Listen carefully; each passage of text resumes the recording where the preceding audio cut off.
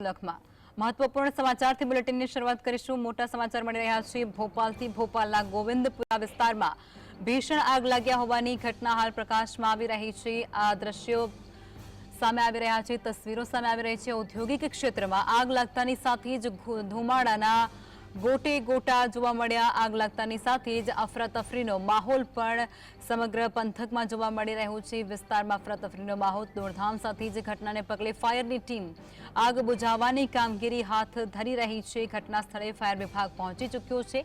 ફેક્ટરીમાં આગ લાગતા આગે વિકરાળ સ્વરૂપ ધારણ કર્યું છે।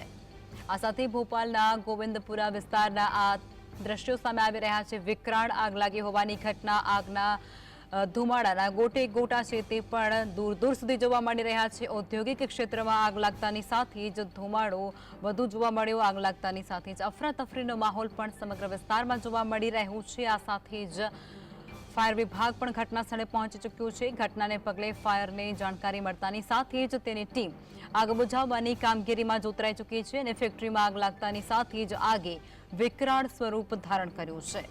નુકસાનીનો આંકડો પણ આગમાં મોટો હોઈ શકે છે।